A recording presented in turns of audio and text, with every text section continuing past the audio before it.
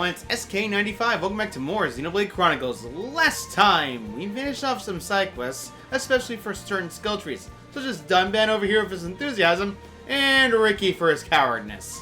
And this time, though, there's a little side quest I want to do that's actually quite fun. There's one right around this way, so you just have to walk all the way there and activate the side quest. Now, it's this one side quest in particular has voice acting. I am not joking. It's one of the few side quests that actually has voice acting. Or rather, only one. Because really, a lot of side quests do not have characters actually speaking during the side quest. So, as a result of that, they don't exactly talk during this entirety for other side quests. This one is the only one that does it. So we might as well go and decide to do this one. This one, I'm going to point this out. This is a good level for me to be at for this. And this side quest is probably one of my more favorite ones for Melia in particular. So, all we have to do is just head to the bottom here. Because the gate over here is where the location is located at. And we are about to hit it. So, yeah, I'm glad I'm actually doing this. Oh, someone's unconscious. Surprise quest! Melancholy, Tyrea. You found a collapsed Hyantia outside of Colony 6. There must have been a reason she was on the lower levels. Carry Tyrea the junks for medical treatment.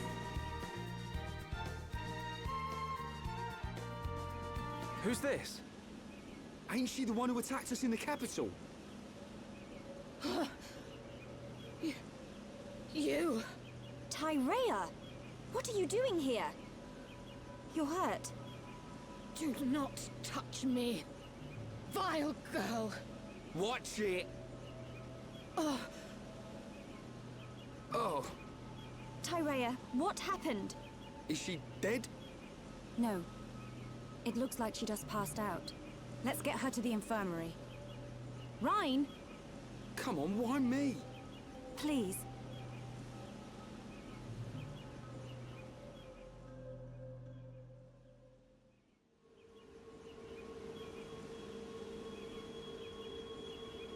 Is she okay? Her injuries aren't severe.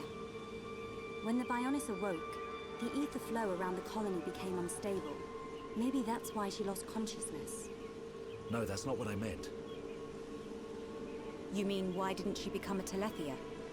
Precisely. For pure-blooded High Entia to become Telethia, the ether energy surrounding the Bionis has to be above a certain level. Luckily, the level of ether energy here is not as high as on the upper regions of Bionis. That may be what kept her safe. Or perhaps... Perhaps what? No. It's nothing. Something about this makes me feel uneasy. I know what you mean. We'll have to keep an eye on her recovery. Why does she hate you so much, Melia? You're both High Entia. Is being pure-blooded really that important? Tyrea's birth mother is most likely my stepmother. You don't mean Umea? Yes. I heard about it from Callian after I returned from the tomb. Mother was the leader of the Inquisitors, a secretive organization operating in the shadows of the Imperial household. The group plotted to maintain the Imperial bloodline through a clandestine ritual. A ritual where Tyrea was conceived. And she was secretly raised as an Inquisitor assassin. Hold on a sec. Are you saying that Tyrea is Callian's half-sister? That's right. Then isn't she in the same position as you? Mm-hmm. That is correct. Tyrea! You're awake! I had more right to the throne than she ever did. Were it not for the consort system that has so polluted the pride of our people, it would have been me, a pure-blooded High Entia who would build the future of our people. But you... You are a hypocrite. Just like me. If we are honest, what is the difference? You too would take the lives of your own people to protect your bloodline. Melia, you too are nothing but an assassin. You're wrong. I don't buy that for a second. Rhine. Pride of your people? How about you're jealous of Melia? Do you really think I would be jealous of her? Ain't ya?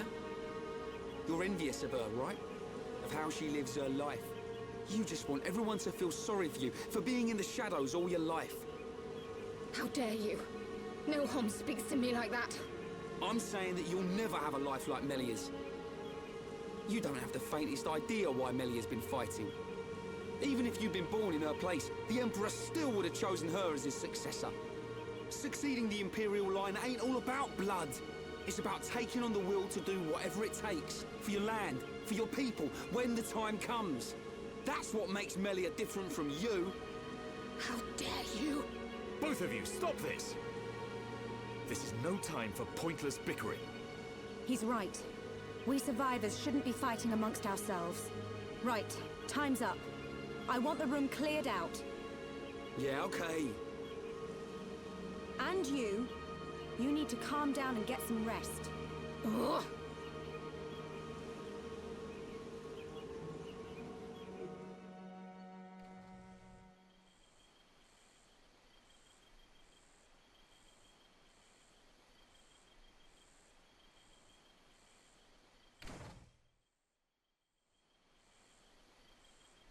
Me?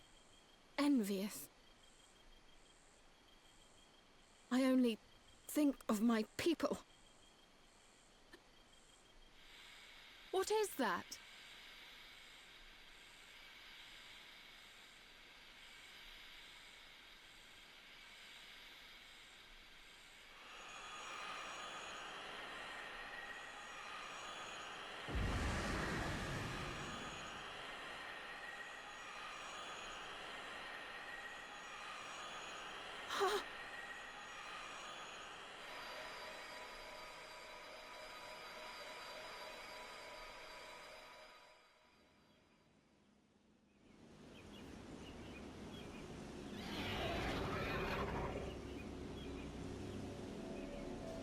What's going on? Look! Over there! The colony! Tyrea!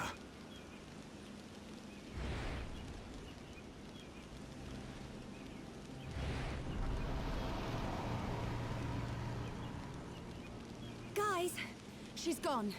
Tyrea, you mean? Could that Tyrea be her? No. At least, I'm fairly certain. What? There's no time now.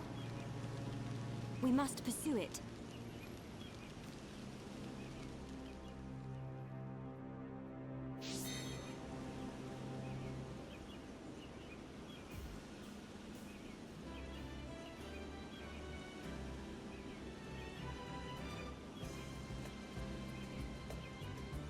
Me when I get distracted by something. Yeah, Tyrea is entirely jealous of Melia.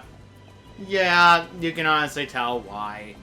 Now, another thing I've noticed, yeah, the whole aspect of her wanting to succeed the throne is never going to happen for her because Tyrea it's not possible for her in the slightest. There's a reason why. Now, location of where Tyrea went off to is actually very easy.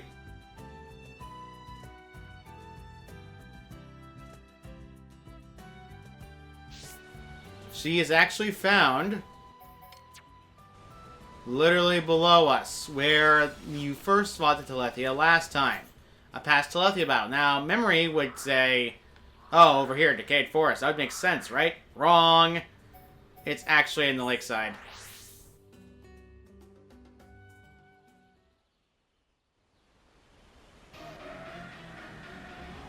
It must be Tyrea after all. What do we do? Do we have to fight her? There's no time to think about it. Ready yourselves!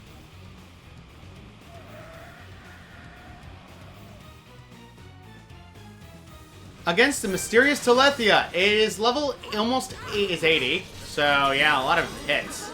Let's make sure we start off with a debuff on the mysterious Tyrea and start getting arts going. As you can tell, we technically have to deal with the same strategies Tyreas always are known for. The same strategy known as Soul Read and other arts. This one also has Super Aura, so be careful. Dang it, Dunban, why do you keep going for that entirely? You could easily have gone for Steel Strike, but you couldn't do it. Okay, Ricky's asleep. Wake up. Sleep Spin is obnoxious, so yeah, kind of annoying. Alright, let's get that out of the way and keep boosting our damage. We are almost done with this guy with Telethia. It's actually very low on HP in comparison to other Telethia around the game. I think I can get away with it, and Dumbman will finally use it. Oop. Supernova 7. Wait, didn't I just topple it? It also caused mine.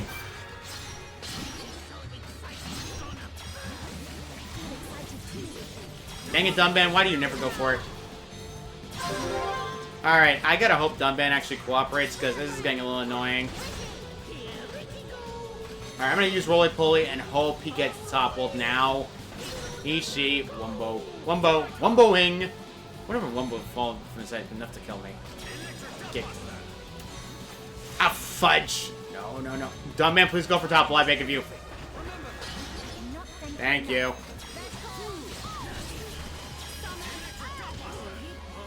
Ricky, please. Oh no, this is gonna kill Dunban. What? He lived by a percentage. How? Well, okay, that's fine. I'm just gonna knock you down again. There we go. Yeah, Mysterious Telethia, it's not exactly that hard of a fight, as you can tell. But it's still an annoying fight nonetheless. And another vision. Ultimate Cannon 9. When it says ultimate, it's not kidding. It's a level 9 art, so yeah, you're gonna get nuked if you get hit by it. And it seems Dunban's actually gonna survive this one, but... Alright, let's do that. We're gonna just do some damage. We have to get rid of this thing now. Smack. I could do that, but I know for a fact that's going to overdo it.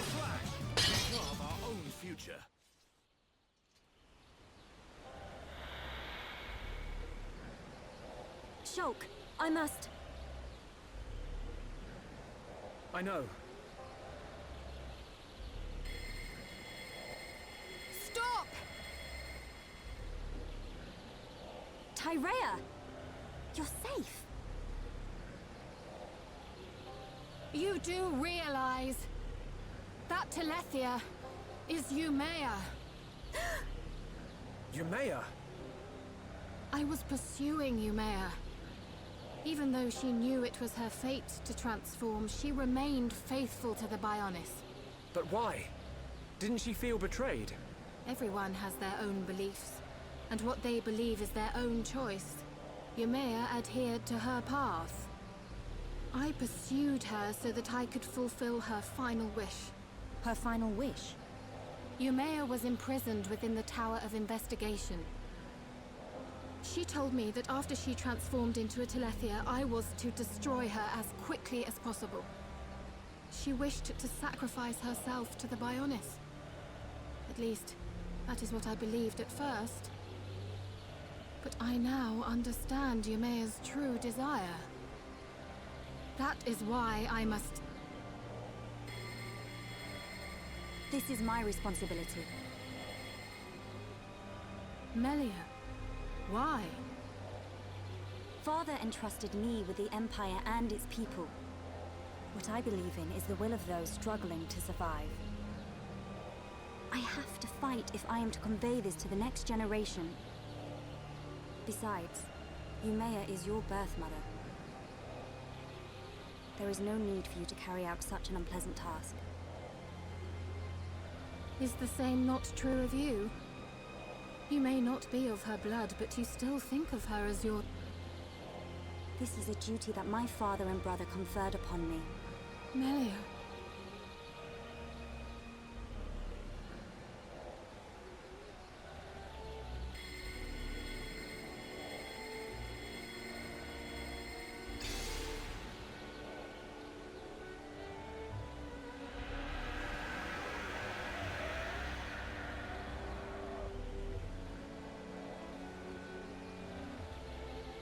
Tyrea. I believe you and I are alike. Alike? Never, vile girl. My gratitude for assisting you, Mayor. I mean, Mother.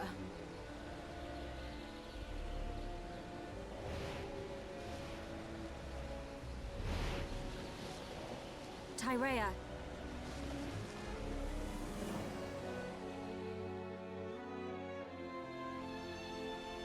Well, there she goes. Is she going to be okay on her own? She'll be all right. We and Tyrea share the same goal. Our paths are sure to meet again. Yeah, you're right. Melia, what did you mean just now? When you said you and Tyrea are alike? Tyrea must be half Homs, just like me. What? But the wings on her head. Not all half-blooded High-Entier have small wings, only the majority. Some are indistinguishable from pure-blooded High-Entier. Dominant and recessive inheritance. I've studied this. So that's why. Melia, do you think Yumea knew this would happen? Perhaps.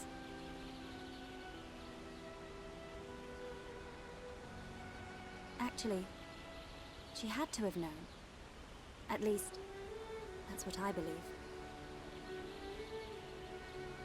She was her mother after all. She must have been aware. Yes.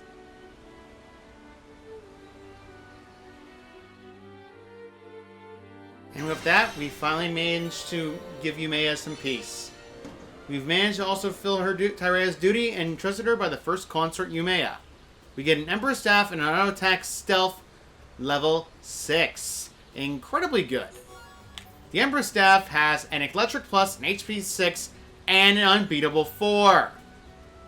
You can never get an Unbeatable that stops you for 100% of the time, though. This is probably one of the closest weapons that can actually keep you at 1 HP.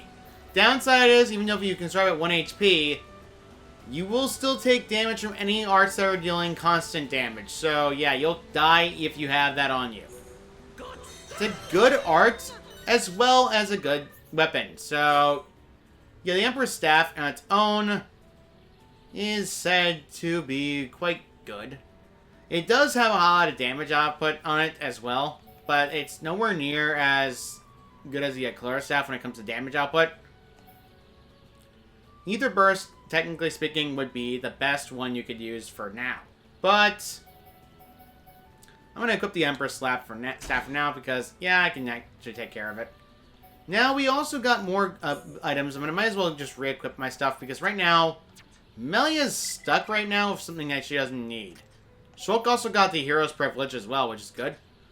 I'm going to check skill links and see if I can actually equip the thing I was hoping to get. What we need is the ability to equip heavy equipment. Downside, only a few characters that get that skill. So I'm going to have to make sure Ryan's in the party so I can actually keep getting the equipment up. And also get Dumbman in the party. Now, this is going to be a bit more complicated. I've pretty much run out of quests that are around my level, except for a few. The reason I say that is, outright speaking, less to do with my fault. It's more so the fact that the levels of the quests that are coming later are closer to level 90 than they are to level 80. So, as a result of that, I have to be careful. So, instead, I'm going to get some more experience. I'm going to get items, and I'm also going to start trying to get closer and closer to finishing off Colony 6. So if you get foggy weather, like that, Frost Nebula shows up. Now, in order to hit these Ether enemies, of course, this is technically a bad idea for a team when it comes down to that. I'm going to keep these two on, though, but this mostly means I'm going to do the most damage. Now let's just listen to our power and deal with the Frost Nebula. It does still take resistance to a lot of damage, but as you can tell, that's not mattering all that much, given the fact we are actually getting this off. And Mind Blast in order to seal up its arts. However, unlike most Nebula, though, watch what happens when my Spirit Break topple. It's immune. You cannot topple Frost Nebulas in the slightest. However, you can tell I'm doing a lot of damage thanks to our new staff doing a lot more damage. Alright, we're going to also do that, and it's getting closer to dead. Alright, and it's almost there. I just need to do some more damage just to finish off this Frost Nebula. There we go. And finish you off. Alright, good. A silver chest. I wanted one of those. The game contains the gray strum we need. Rodane gloves. Perfect. I need some of those. As well as a meteor nibbler for Ricky. The red strum is what we needed for the Replica Monado 3. Yeah, we're bunching those out. So I got the new gloves. I can actually rip those and give Melia some better defense. I can also give her better ether ups, given the fact that, one, I don't need to worry about ether up on that point. The ruby glasses is actually pretty bad, given the fact that it only does 45. The X glasses and master glasses does 75. So let's max out the ether. So next. Rodane bottoms. I'm going to need to equip that, given the fact that's much better defense for me. Now, as you can tell, I've run into an issue. I need max ether. In order to max out your ether, you need several ether up gems. More rather, 2 ether up 6s. So if you get 2 of them, then yeah, you're pretty much maxing out your dang ether outright. So you don't have to worry about that. Inventory armor is kind of outdated. I don't know why that one's the case. The Rodane armor is the next set I need to equip for Melia. As you can tell, it gives her a gold coloration for her armor. Odd, but not too bad, all things considered. We're going to actually have to equip something for Melia that's going to help her out a bit more. I'm going to give her some spike defense just in case. Because enemies coming up actually have a lot of spikes, so yeah. Eric's top. Clone, Rodane, Retrieved, Ashura. I really don't care about the weight when it comes to certain equipment pieces, but it's fine for Dunban. The Lancelot boots, it's spike defense 4. Yeah, I'm going to do that just so that way I actually have better defenses. Actually, the spent defense, this agility of 5 was perfect for me, but I already have an agility of 5 on me, and I already have one on the clone gloves. Actually, that means I can get rid of it, but I need spike defense. Yeah, the weapons get weirder and weirder looks as a result. If you want to change out your equipment's, like, design, you can do that if you want to. I'd recommend it only to a certain degree, but it's right now fine as it is. Alright, Dunban's good. I have got Ryan with retreat armor still. I don't know why. Rex chest. That is the weirdest looking armor set size I've ever seen. Darn seen. Yeah, as you can tell, a lot of these do help a lot, especially with Ryan. He needs the most. The short glaives give him a 50, another 30 agility, so yeah, kind of good. Unfortunately, I don't have the last... I actually do have the last one. I actually completed the entire set. Not exactly all that good, all things considered, but it gets the job done nonetheless. Now, during this fog element, there's actually a unique monster spawns in only in the fog, and there's also a challenge quest that unlocks if you do this. Downside, I'm at the wrong time for that challenge quest, because the challenge quest only unlocks itself when it's in morning. Isn't that just a coinkydink? So you might as well go after the challenge quest. Do not go for Rosiel, and do not go for the quest that's actually across the bridge. Because that quest right now is a little bit out of my way to actually fight. We need to wait to at least level 81 at best. And I say that for most of the characters in the team. Because only characters that are actually capable of fighting enemies like that are characters like Ricky and Shook. Otherwise, everyone else is going to keep missing, and it's going to lose my mind on that one. John's quest over here is from a high NTS civilian refugee right here. I was at Silent Obelisk in the thick of fog looking for food recently. While I was there, I came across a terrifying, ferocious beast. It did not see me because the thick fog obscured its vision, but I cannot go out and look for food as long as it is around. The veteran Yozal at Silent Obelisk in Sator Marsh. It's a level 83 monster. Great, you will do it? I'm getting very short of food. I really need your help. Can you tell me when you have killed it? Thank you. So, yeah, it's a good quest, especially given the fact that it gives you experience and money. This is actually quite good if you want to equip skills that will actually increase your experience. I'd recommend that, given the fact we're going to need the most. I usually keep experience, and I've also changed out certain skills. I gave up Ultimate Teamwork to Dunban and Chain Link for Dunban. I've increased chain attack damage and increased chain links. I'm going to try and keep going for that because chain linking chances are also dependent on 3 things. I did not realize this because I'm an idiot. First thing you need to know, affinity. The affinity is one of the bigger requirements, which makes sense given the fact that chain links are a pain in the butt to get after that one. The next thing you need to also have is tension. Tension at max tends to fix up the issue, no problem. It starts increasing the chain link chances, and the higher you get, the more chain links you get off of it. It increases the maximum of 30%. The final thing you need to have is, well, the timing the button press. If you time the B button press correctly, that is not Ferris. Green Ferris, green Ferris. We're looking for a bigger Ferris.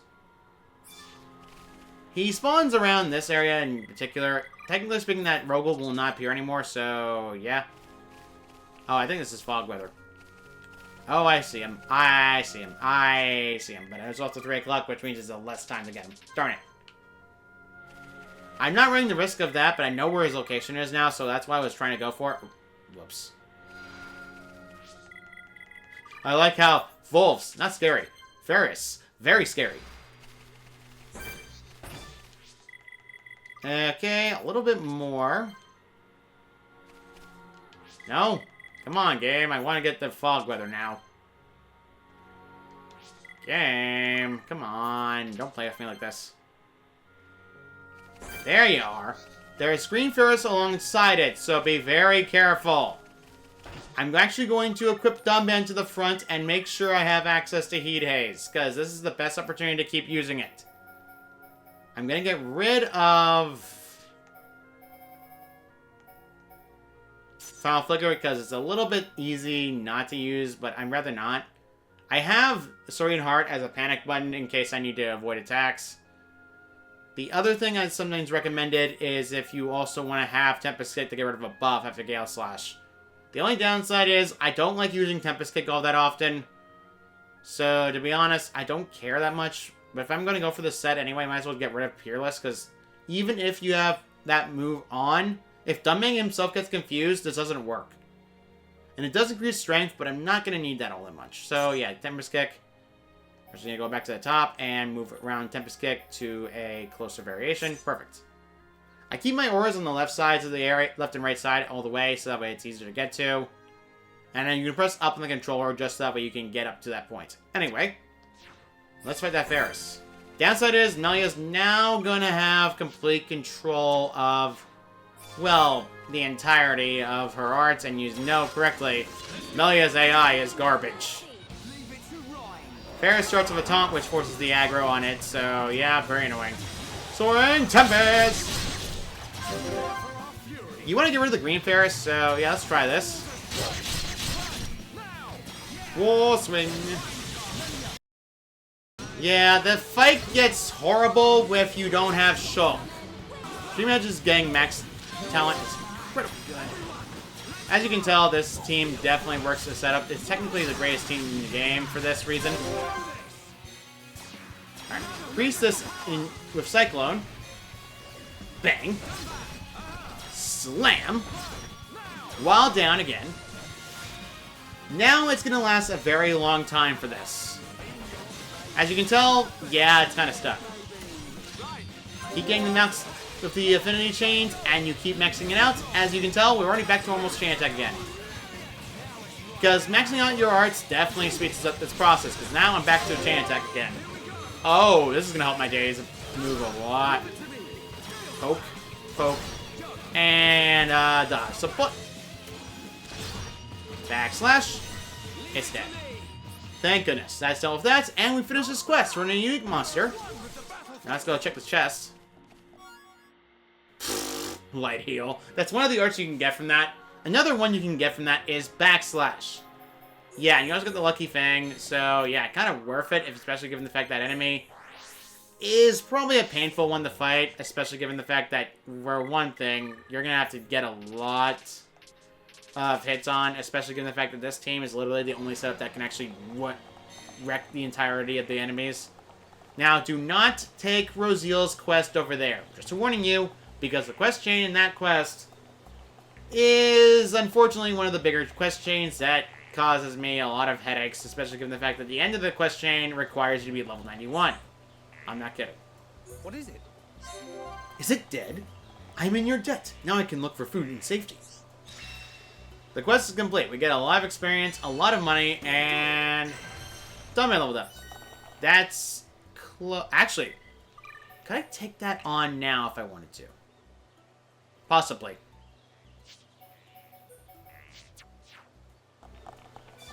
Let me think on a quest that I know for a fact I'm going to save for the next episode. So, next time on Xenoblade Chronicles, we're going to be doing another side quest inquiring this little symbol for the ceremony again. See you all next time.